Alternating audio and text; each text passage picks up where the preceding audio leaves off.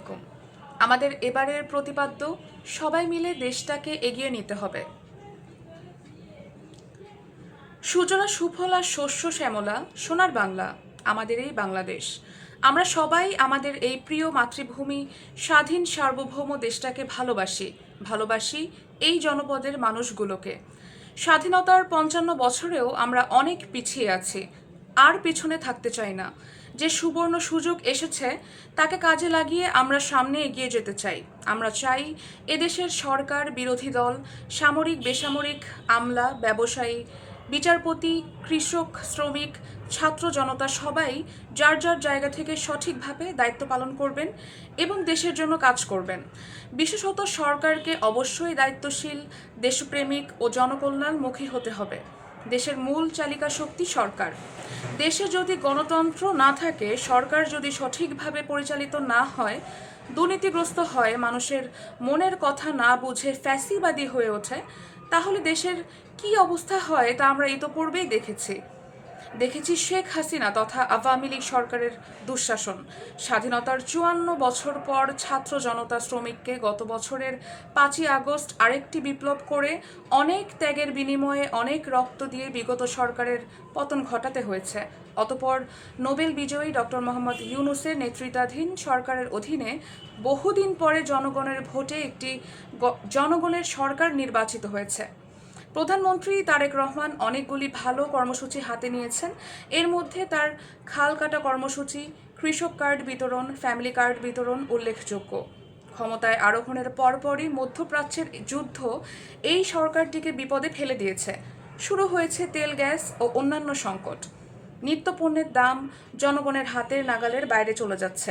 আইন শৃঙ্খলা পরিস্থিতির তেমন উন্নতি দেখা যাচ্ছে না। জুলাই সনদ বাস্তবায়ন প্রশ্নে শুরু হয়েছে রাজনৈতিক সংকট। ২.৫ মাস বয়সী এই সরকারটি বেশ বেকায়দায় রয়েছে বলেই প্রতীয়মান হচ্ছে।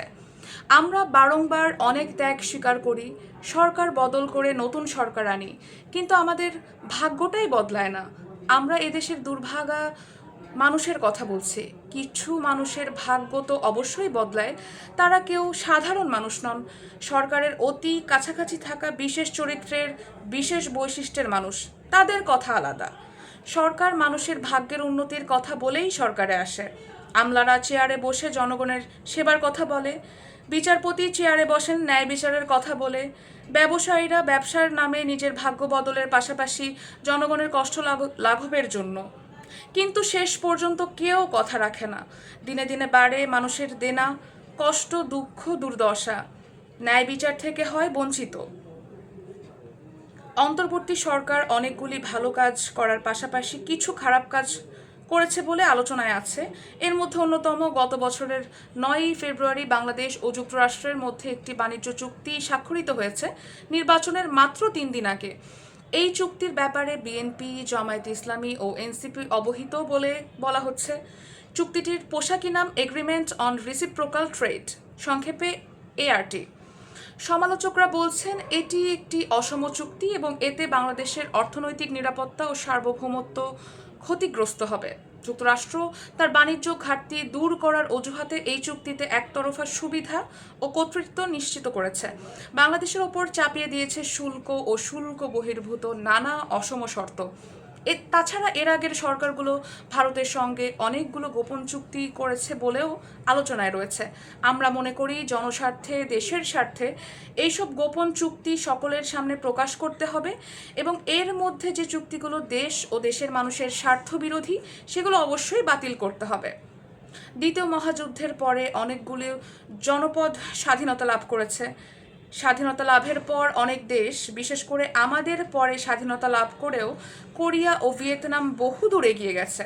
দুর্ভাগ্য আমাদের, আমরাই পড়ে রইলাম অনেক পেছনে স্বাধীনতা লাভের ৫৫ বছর পরেও। আমাদের মধ্যে সবাই খারাপ নয়, আছেন অনেক ভালো মানুষ, সাদা মনের মানুষ। আসুন আমরা সবাই মিলে দেশটাকে ভালোবাসি, এগিয়ে নিয়ে যাই, মাথা উঁচু করে দাঁড়াই বিশ্ব দরবারে। এজন্য সরকার সহ সংশ্লিষ্ট সকল পক্ষকে একযোগে কাজ করতে হবে, সকল ভেদাভেদ ভুলে। অন্তত দেশ মাতৃকার অগ্রগতি ও উন্নয়নে আমাদের মধ্যে কোনো বিভক্তি থাকবে না। এই হোক আমাদের আজকের প্রতিজ্ঞা ও প্রত্যাশা।